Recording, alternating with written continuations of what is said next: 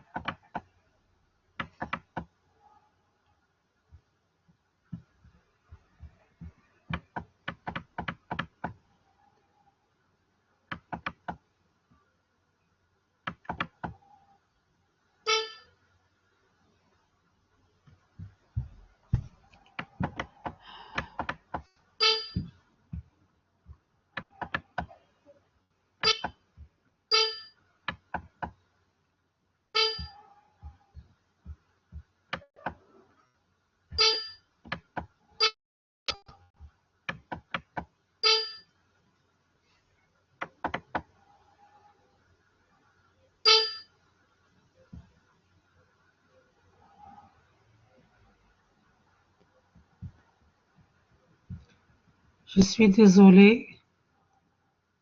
Je suis en train d'essayer de partager le fichier. J'ai encore des problèmes.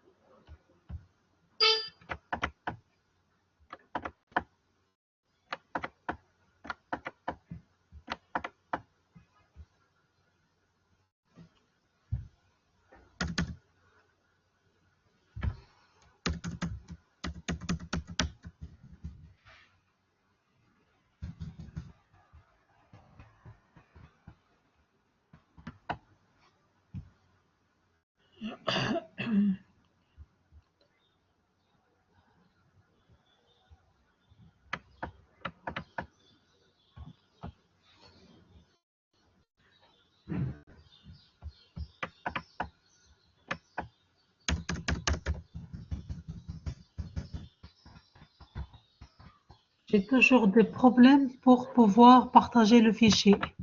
Je suis désolée, mais ça va se régler. Il faut juste du temps pour régler ce problème. Je suis en train de voir ce que je peux faire.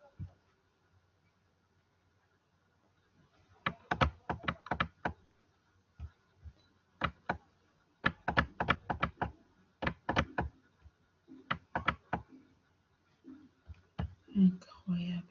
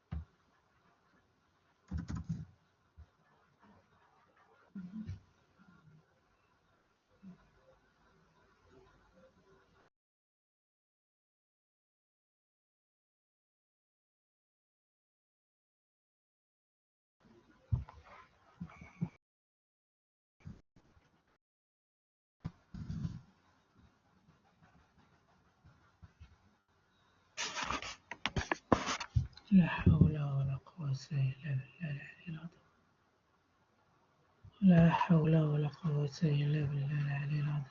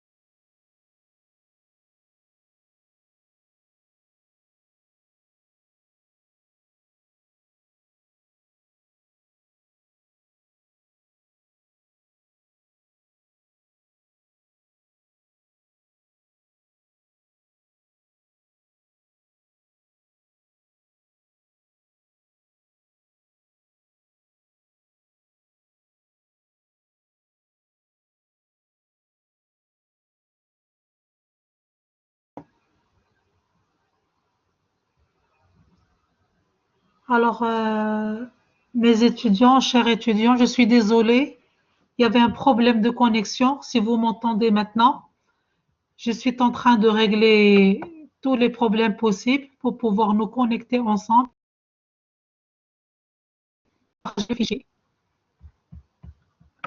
Je suis en train de faire toujours le nécessaire.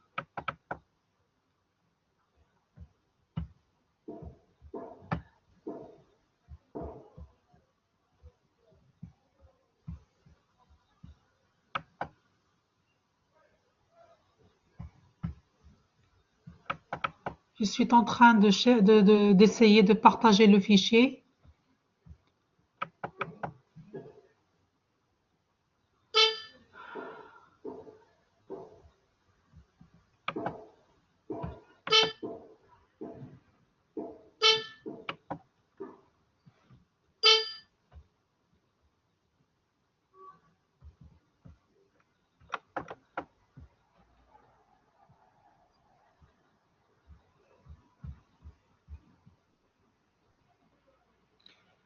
Alors, je pense que les choses vont bien maintenant. Le fichier est en train d'être enregistré en PDF et on va pouvoir le partager tout de suite. Veuillez patienter, s'il vous plaît. Depuis 8h30, j'ai essayé de partager le fichier, mais il y avait des problèmes de connexion et un problème d'accès au site de la fac. Je pense qu'il y a un encombrement au niveau de ce site, ce qui a compliqué l'accès au site de la fac. Mais maintenant, les choses sont en train de se faire. Ça va mieux, ça va marcher et on va démarrer ce cours-là.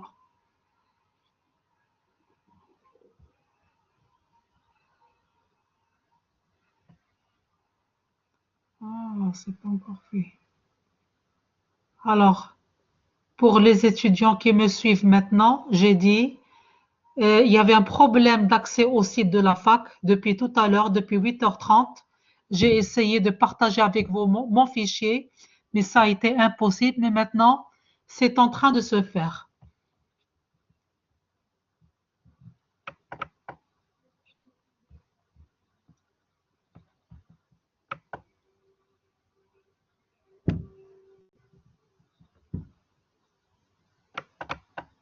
On va pouvoir démarrer ce cours. Je suis désolée, mais ce n'est pas de ma faute. Il y avait un problème d'accès au site. Maintenant, c'est possible. On va pouvoir démarrer ce cours sans problème de statistiques. En tous les cas, on est au niveau du dernier chapitre. On est au niveau du dernier chapitre et on va pouvoir aller très vite et au mieux.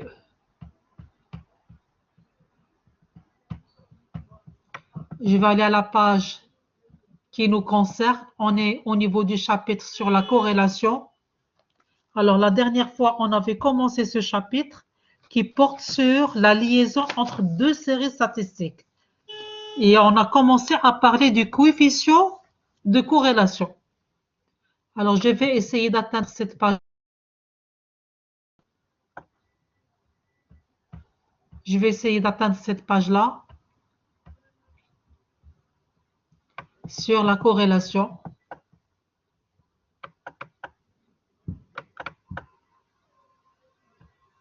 Alors, pas encore.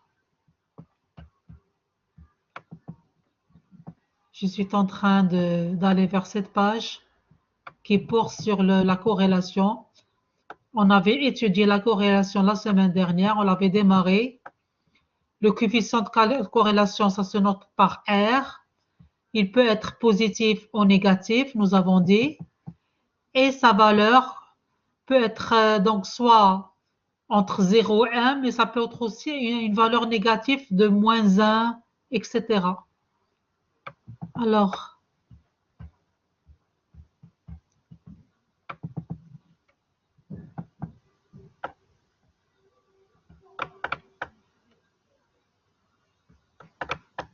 je suis en train de parcourir le fichier.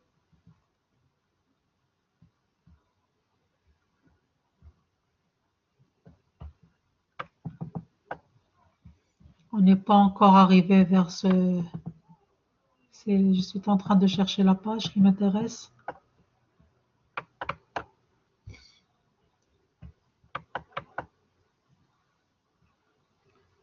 Les indices, non, pas encore. On arrive sur le point d'arrivée.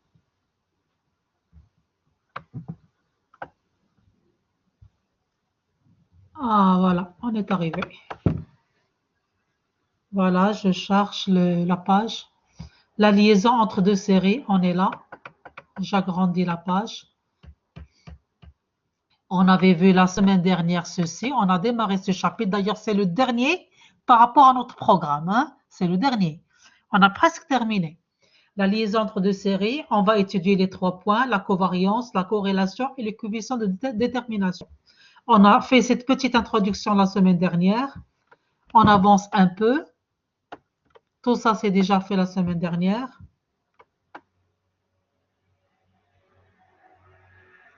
Alors, on va commencer par étudier la covariance. Pourquoi la covariance?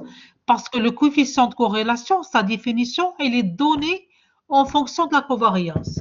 Donc, il faut que nous sachions la définition de la covariance pour pouvoir donner la formule de R, la formule du coefficient de corrélation. Alors, par définition, la covariance, on la note de cette manière. La covariance entre deux caractères, X et Y. Par définition, c'est 1 sur 1 sigma, c'est-à-dire le cumul de xi moins x bar qui multiplie yi moins y bar. Ça, c'est la formule de la covariance. Bien. Alors, on continue. Alors, ça, c'est la formule de définition. Vous voyez ce que j'ai encadré? Formule de définition. Il faut retenir cette formule. 1 sur 1 sigma xi moins x bar qui multiplie yi moins y bar. Cette formule, on l'appelle formule de définition. Il y a une autre formule, toujours de la covariance, et on l'appelle formule développée. Je ne vous demande pas de retenir la démonstration, je vous demande juste de retenir la formule à laquelle on va arriver. Regardez, voilà la formule. Alors, cette formule, Alors, la covariance, c'est aussi 1 sur 1 sigma xi qui multiplie yi moins n x bar fois y bar. C'est la formule développée de la covariance. C'est la formule développée de la covariance. Il faut retenir cette formule-là. Donc, finalement, pour la covariance, il y a 2 formules. La formule de définition et la formule développée. Là, c'est la deuxième formule qu'il va falloir retenir. Que veut dire cette formule? Alors, en termes d'interprétation, si vous calculez votre covariance, il y a 3 cas. Si jamais vous appliquez votre formule, que vous la calculez, vous trouvez un nombre positif, vous trouvez une valeur positive, c'est-à-dire supérieure à 0. On dit que x et y varient dans le même sens. Si vous trouvez une valeur négative, c'est le deuxième cas. On dit que x et y varient en sens inverse. Si vous trouvez une valeur nulle, c'est le dernier cas, égale 0, ou tend vers 0, on dit que les 2 variables sont indépendantes. Donc, il se peut qu'on vous demande de calculer la covariance, soit à travers la formule de définition ou bien la formule développée. Vous la calculez, et bien la valeur que vous allez trouver, elle est soit positive, soit négative, soit nulle. Si elle est positive, vous dites que x et y varient dans le même sens. Supposons que je vous dis, je calcule la covariance de x, y. Supposons que x c'est le revenu et y c'est la demande. Je trouve par exemple une valeur positive de la covariance, de leur covariance. Eh bien, je dirais que la demande et le revenu varient dans le même sens. Parce que si le revenu augmente, la demande augmente. Voilà un exemple où vous trouverez une covariance positive, une valeur positive. Parce que toujours, le revenu et la demande varient dans le même sens. Si le revenu augmente, la demande augmente aussi. On est donc dans ce cas-là, le premier cas. Bon, on aura l'occasion de faire des exercices un peu plus tard. Je continue le cours. Je reviens maintenant vers le coefficient de corrélation qui m'intéresse. et qui est noté par R. Voilà sa formule et les fonctions de la covariance. Vous voyez pourquoi on a calculé la covariance? C'est parce que R, sa formule est fonction de la covariance. Donc, si on vous dit calculer le R, qui est le coefficient de corrélation, vous êtes obligé de calculer d'abord la covariance. La covariance, ensuite, vous cherchez l'écart type de X et vous calculez l'écart type de Y. Donc, trois inconnus. Pour calculer le R, il faut d'abord calculer la covariance de XY, chercher ou encore calculer l'écart type de X et calculer l'écart type de Y. Donc, vous avez trois inconnus. Alors, on continue. On va faire un exemple tout de suite, mais je continue le cours. Alors, vous pouvez remplacer la covariance par sa formule et les écarts types par leur formule. Vous voyez ce que j'ai fait ici? De cette formule, je suis passé à celle-là. Qu'est-ce que j'ai fait? J'ai remplacé la covariance par sa formule, c'est le numérateur qui est là, et j'ai remplacé l'écart type de X par ça, et j'ai remplacé l'écart type de Y par ça. OK? Là, j'ai écrit si on simplifie par 1 sur n, parce qu'on a 1 sur n ici, et en bas, on a 1 sur n. Je peux simplifier et j'obtiens cette formule qui est là. R égale sigma, R égale sigma, x i moins x bar qui multiplie y i moins y bar. Le tout sur, la formule peut-être n'est pas trop claire, je vais agrandir un petit peu l'image. Voilà, je pense que c'est un peu mieux. Mais le problème, c'est qu'on n'a pas de lisibilité du bas. Alors, je suis obligée de ne pas trop zoomer. Alors, regardez, c'est sigma, c'est la même formule et j'ai simplifié par 1 sur n au numérateur et dénominateur. Le 1 sur n, nous l'avons ici, nous l'avons ici et nous l'avons ici. Je simplifie. Ma formule devient R égale sigma x i moins x bar qui multiplie y i moins y bar, le tout divisé par sigma x i moins, alors le tout sur x i moins x bar au carré qui multiplie racine carrée de sigma.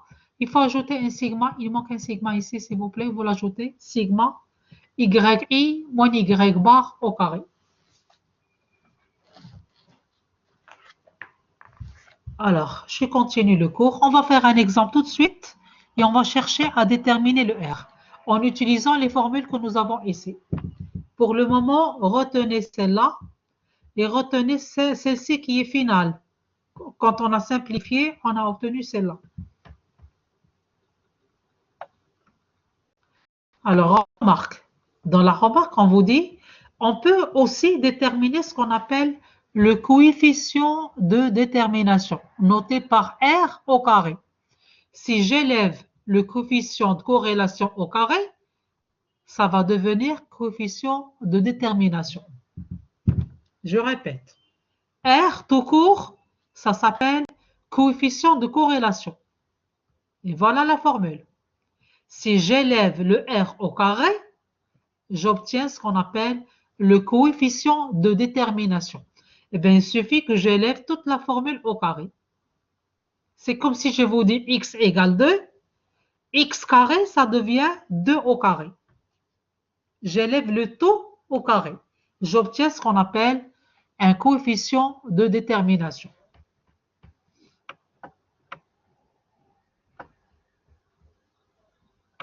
Alors, je passe à la page suivante, page 89. Page 89. La voici. Donc, voilà R2. Là, le coefficient R, oh non, je reviens sur l'autre page.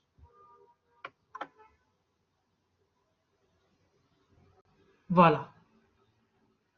Le R au carré, j'ai pris la formule de R et je l'ai élevé au carré.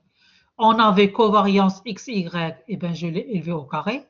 On avait les écarts types, vous vous rappelez, on avait écart type de X, qui multiplie l'écart type de y. Mais quand on élève au carré, on tombe sur la variance. Au carré, on obtient la variance. Donc, il faut retenir celle-là. R2, voilà sa formule. Ou encore, si je remplace la covariance par sa formule et les variances par leur formule, j'obtiens ceci. Donc, vous avez deux définitions de R2, soit celle-là qui est encadrée, soit encore celle-là, lorsque j'ai remplacé la covariance par sa formule et la variance de x, variance de y par leur formule. J'ai obtenu cette formule qui est là. D'accord? Bien, ce sont des formules. Alors maintenant, une autre manière de définir le R, formule développée de R, voilà sa formule. Je ne vous demande pas de retenir la démonstration, mais juste de retenir. Là, c'est y au carré. Alors, je relis la formule. R, c'est sigma. Alors, vous avez plusieurs définitions de R. Vous utilisez la formule qui vous paraît facile. Hein? OK? Celle-là, on l'a déjà vue en fait. Alors, formule de R ici, je lis, c'est sigma xi moins n x bar y bar, le tout divisé par racine carrée sigma. Là, c'est xi carré, s'il vous plaît. Le 2 qui est là, c'est au carré, là-haut. Xi carré moins n x bar carré. Le que vous avez là, c'est en termes exposants. En principe, il est en exposant. X bar au carré, il est en exposant, qui multiplie racine carrée de yi carré moins n y bar carré. L'ensemble, c'est en exposant. D'accord? Bien. Là, c'est la formule développée de R. R, c'est le coefficient de corrélation. Alors, je récapitule. Qu'est-ce que nous avons vu? Jusqu'à présent, on a vu deux coefficients. Le coefficient de corrélation appelé R et le coefficient de détermination appelé ou bien noté R2. Le R2, ce n'est autre chose que le carré de R. Vous prenez la formule de R, vous l'élevez au carré, vous obtenez ce qu'on appelle le R2, qui est le coefficient de détermination. Maintenant, la signification de R, c'est-à-dire l'interprétation. On dira que la corrélation est positive. Vous vous rappelez, on avait dit qu'elle peut être positive, elle peut être négative, ou bien elle peut être nulle. OK? Positif, ça veut dire R égale quelque chose de positif. Plus 1, plus 0, quelque chose, donc c'est positif. On dira que la corrélation est positive si le coefficient de corrélation R prend une valeur plus grande que 0. Plus grande que 0, on va dire 0, quelque chose, ou bien au maximum, ça prend la valeur 1. Cela signifie que la valeur de Y augmente si celle de X augmente, ou que la valeur de Y diminue si celle de X diminue. C'est l'exemple que j'ai donné.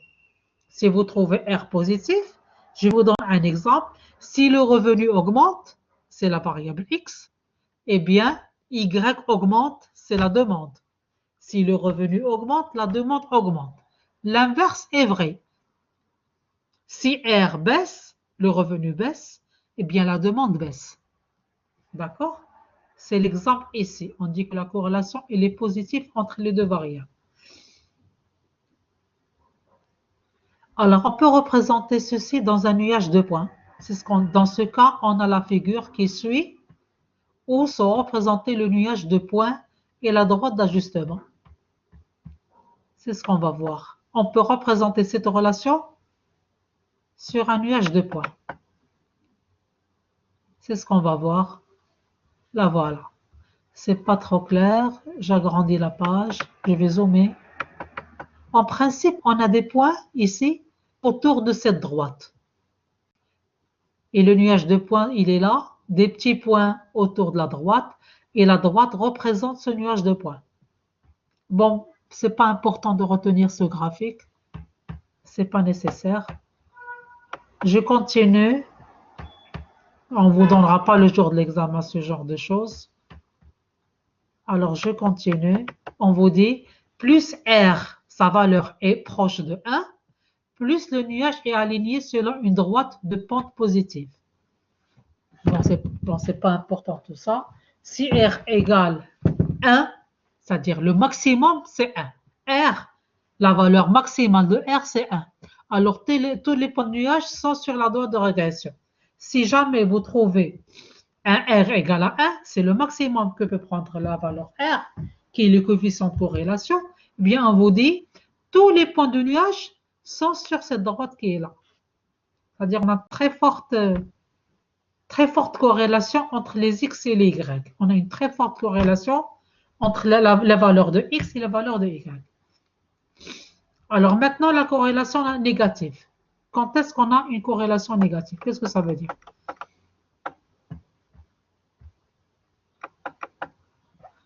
On dira que la corrélation est négative si le coefficient de corrélation R prend une valeur plus petite que 0. Cela signifie que la valeur de Y est X, que Y diminue, alors X augmente. On a une relation inverse. Là, on a une relation inverse. L'ajustement du nuage se fait par cette droite qui est ainsi. R négatif, par exemple, moins 0,01 ou bien moins 0,12. Vous avez une valeur négative. On dit que X et Y varient dans le sens inverse. D'accord? Alors, sur le plan schématique, c'est ainsi. On vous dit plus R est proche de moins 1 et plus le nuage est aligné sur une droite de pente négative. Bon, bref. Alors, ce qu'il faut retenir, c'est que R peut prendre une valeur négative. Par exemple, moins 0, quelque chose. On dit que X et Y varient en sens inverse. Ça veut dire si X augmente, Y baisse. Et inversement, si Y baisse, X augmente. X et Y varient en sens inverse.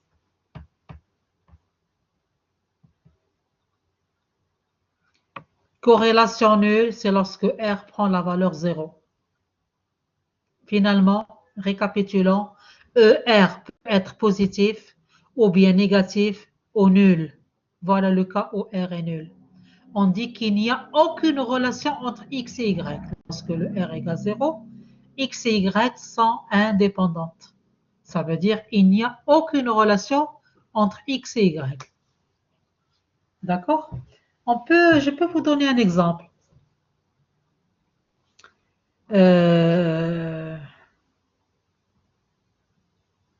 Je peux vous dire par exemple, si mon revenu augmente,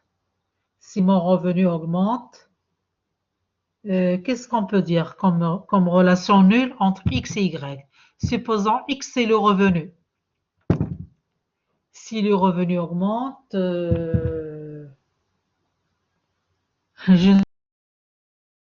un exemple absurde où il n'y a aucune relation entre X et Y. Je vais aller dormir. Y veut dire aller dormir. Si mon revenu augmente, je vais aller dormir. X représente les personnes, Y représente les personnes qui vont aller dormir, qui vont faire cette action. Eh bien, ça n'a aucun lien. Le revenu augmente ou n'augmente pas, ça n'a pas de lien avec le fait que vous allez rejoindre votre lit. Donc, X et Y, là, on dit qu'elles sont indépendantes. OK? X et Y sont indépendantes. Bien, on aura l'occasion de faire des exemples plus tard. Pour le moment, alors, c'est bon? J'espère que vous avez compris. Hein? Il y a donc 3 cas. Soit le R est positif, on dit que X et Y varient dans le même sens. Soit le R négatif, X et Y varient en sens inverse. Ou bien le R est nul, c'est le cas ici. On dit que X et Y sont indépendantes. On peut vous poser des questions dans ce sens le jour de l'examen. Lors du questionnaire, on peut vous dire, on a calculé le coefficient de corrélation entre une valeur positive. Alors, donnez la signification. Est-ce que X et Y sont dépendantes? Est-ce qu'elles sont indépendantes? Est-ce qu'il n'y a aucune relation? Il faut cocher la bonne réponse. On peut vous poser ce genre de questions le jour de l'examen. En termes d'interprétation de R. On vous dans le égale 0, qu'est-ce que ça veut dire, par exemple? Vous voyez, on peut vous poser ce genre de questions. Alors, on va aller vers la page suivante maintenant pour voir la suite du cours.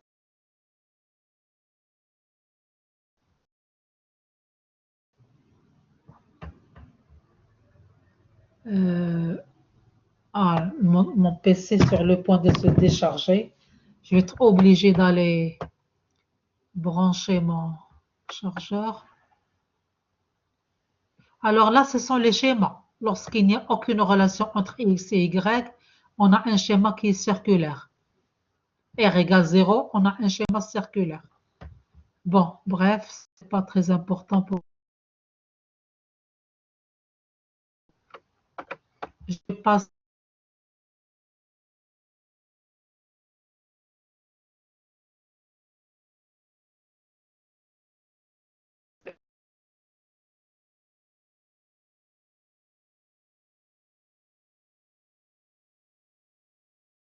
Hein, on a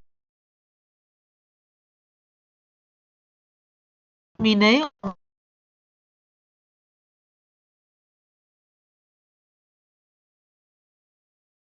passe vers un exemple d'application où on va calculer le R. Maintenant, de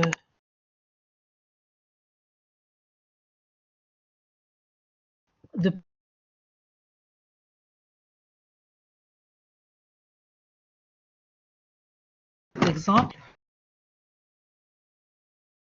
un peu vers le bas.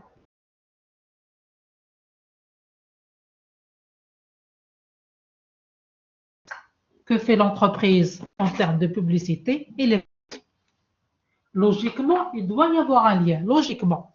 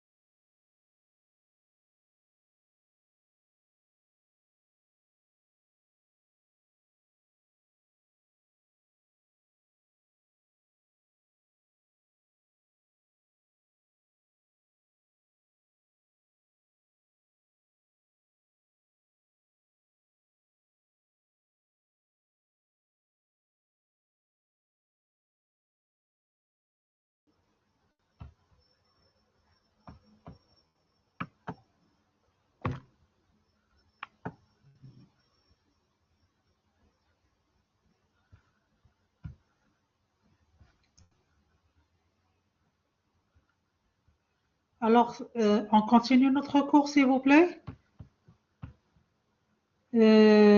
Voilà, donc, on est à quelle page là? Je suis désolée, ce sont des arrêts du cours qui se font à l'improviste. Je ne suis pour rien dans tout ceci. Des problèmes de connexion qui surgissent, des problèmes d'accès au site. Alors, on reprend le cours, on continue, s'il vous plaît, on continue. C'est pas un problème. J'espère pouvoir. Bon, je vais aller vers la page là où on était, sur la corrélation. Voilà, on était à ce niveau-là. Exemple de calcul, on devait traiter cet exemple. Alors, s'il vous plaît, je vais continuer le cours. Hein. Même après 10h30, je continue jusqu'à terminer ce cours-là. Il ne nous reste pas beaucoup de choses à voir ensemble. On est sur le point de terminer le programme. Il nous reste juste à faire un exemple ou deux. On a terminé. Donc, je continue ce cours jusqu'à terminer ce qu'il faut. Si vous pouvez rester en communication avec moi, si vous restez connecté, on va pouvoir terminer ce cours-là. Alors, regardez.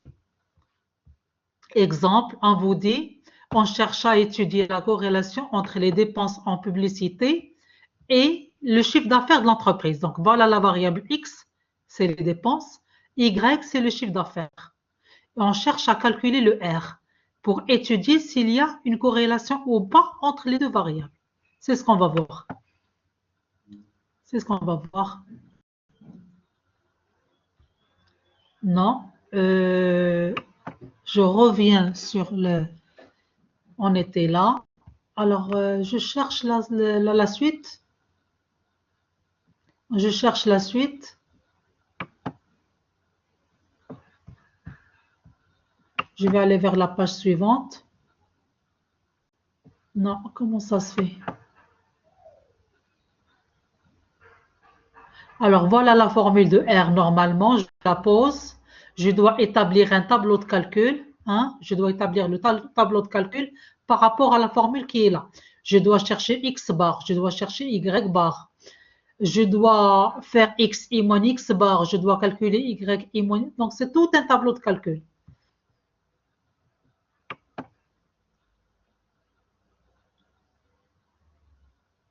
Je n'arrive pas à retrouver le... Je reviens sur la page précédente. Normalement, je dois établir le tableau de calcul et je dois calculer mon R. Normalement, R doit être d'une valeur qui est positive et même il se rapproche de 1 parce que généralement, il y a une bonne relation entre les dépenses et le chiffre d'affaires. Plus on dépense en publicité et plus le chiffre d'affaires augmente. Donc, il y a une forte corrélation normalement entre les deux variables. Je n'arrive pas à aller vers la page suivante. Je ne sais pas ce qui se passe. J'ai du mal à aller vers la page suivante. Bon, ce n'est pas grave. Regardez. Alors, normalement, il y a un problème d'accès à la page qui suit. Problème d'accès à la page qui suit. Mais en tous les cas, regardez. Ah, regardez, voilà. Alors voilà, la formule est là. On a calculé le R. Normalement, il faut établir un tableau de calcul par rapport à cette formule. Vous trouvez un R égal à 0,91. Vous voyez, le R, il est égal à 0,91. C'est une forte corrélation. Il est proche de 1. On sait que le R, pour R, le maximum, c'est 1. Et on est à 0,91. Ça veut dire qu'on est très proche de 1. On est très proche du maximum. Donc, on dit qu'il y a une forte corrélation positive. J'ai noté ici, c'est une forte corrélation positive entre les dépenses en publicité et le chiffre d'affaires. Vous voyez? Voilà l'exemple. Normalement, il faut établir un tableau de calcul. Bon, le jour de l'examen, vu qu'on va faire des questionnaires, on ne va pas vous demander de calculer le R. Bon, mais il faut retenir quand même la formule. Peut-être qu'on vous donnera le résultat et on vous dit interpréter. Si je vous dis, j'ai étudié la relation entre dépenses En publicité, le chiffre d'affaires, j'ai trouvé un R égale à 0,91. Je peux vous dire, est-ce que c'est une forte corrélation? Est-ce que c'est une faible corrélation? Est-ce que c'est une corrélation positive? Est-ce qu'il varie dans le même sens? Donc, on peut vous poser des questions dans ce sens. Donc, ici, dans ce cas, R égale 0,91, c'est une valeur très proche de 1. Donc, on dit qu'il y a une forte corrélation positive entre les dépenses en publicité et le chiffre d'affaires. OK? J'espère que vous avez compris.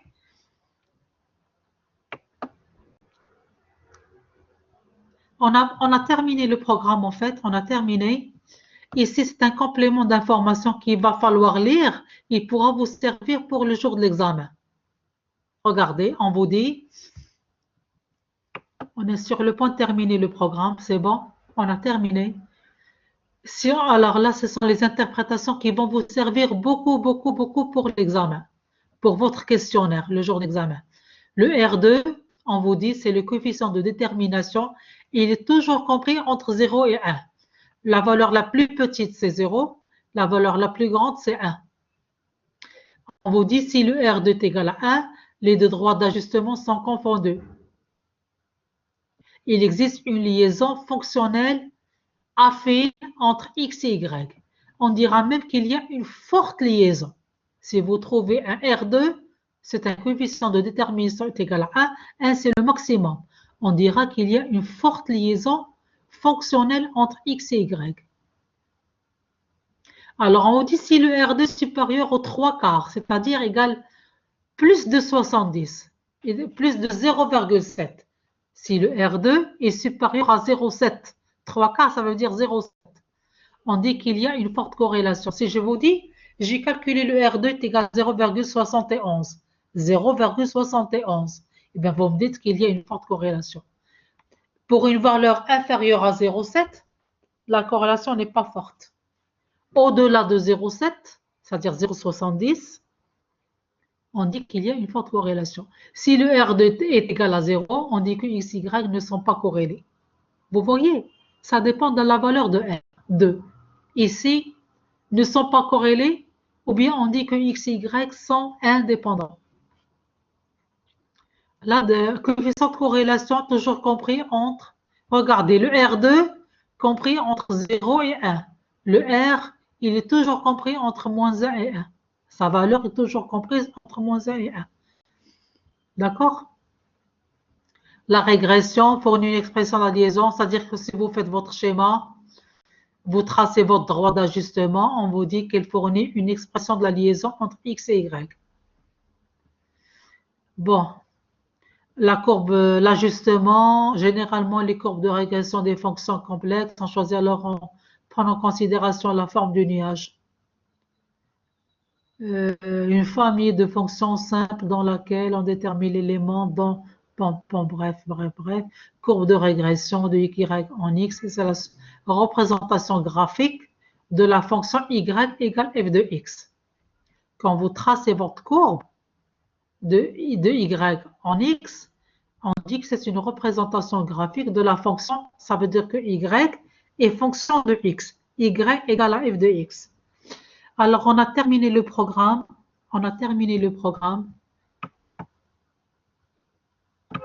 C'est la fin. On a terminé ce chapitre sur la corrélation. Donc, retenez pour ce chapitre, on a vu la covariance. Pourquoi on a vu la covariance? Parce que la formule de R est les fonctions de la covariance. On a ensuite vu la formule de R, qui est le coefficient de corrélation. On a vu les interprétations de R, comment on interprète le R quand R positif, quand R négatif et quand R égale 0. On a vu la signification et on a vu aussi le coefficient de ce chapitre. On ne va pas le faire, hein? Ça ne fait pas partie de notre programme. Non, il n'est pas inclus. Je reviens. Voilà, on arrête ici, c'est la fin du programme. Et on a vu le coefficient de détermination R2. De détermination R2. R2, c'est le carré de R. Quand vous calculez le R, si vous l'élevez au carré, vous tombez sur le coefficient de détermination. Et voilà l'interprétation de R2. Sa valeur est toujours comprise entre 0 et 1. Le 1, c'est le maximum. On a une forte corrélation entre X et Y. 0, c'est le minimum. on n'a aucune relation. X et Y sont indépendantes. Si le R2 est supérieur à 0,7, 0,70, on dit qu'on a une forte corrélation. À partir de 0,70, on dit qu'on a une forte corrélation. Coefficient de corrélation en termes d'interprétation, il est toujours, sa valeur toujours comprise entre moins 1 et 1. La plus grande valeur, c'est 1. La plus petite valeur, c'est moins 1. OK? On dit que la relation, si R égale moins 1, on dit que la relation est inverse entre X et Y. La courbe de régression, elle exprime la relation entre X et Y. On a toujours Y en fonction de X. Par exemple, la demande, c'est Y, fonction du revenu. La demande, c'est l'exemple que j'ai toujours donné. Y, c'est le revenu. Pardon, la demande est toujours fonction du revenu, X. Fin du programme, je vous remercie. On a terminé le programme. C'était le dernier chapitre à voir au niveau du programme et c'était celui de la corrélation qui exprime, c'est le R qui exprime la relation entre X et Y. Je vous remercie pour votre attention. Vous aurez un questionnaire le jour de l'examen, un questionnaire qui porte sur tout le programme de ce semestre-là en statistiques descriptives. Je vous remercie pour votre attention et je vous souhaite un bon courage. Révisez bien. Il y aura des questions surtout de cours. Il n'y aura pas je ne pense pas que je pose des questions, bon, on verra bien, des questions de cours en termes d'interprétation des résultats, en termes de définition. Donc, révisez votre cours. Et voilà, je vous remercie et je vous souhaite une bonne chance et un bon courage. Et voilà, donc, je vous laisse. Au revoir, chers étudiants. Quelqu'un qui me dit merci, merci à vous aussi. Merci à vous aussi. Merci madame, je vous remercie à vous aussi d'avoir suivi le cours. J'espère que vous avez compris. Révisez surtout les formules et les définitions. Il n'y aura pas de questions difficiles le jour de l'examen. Alors, je vous laisse partir. Bon courage.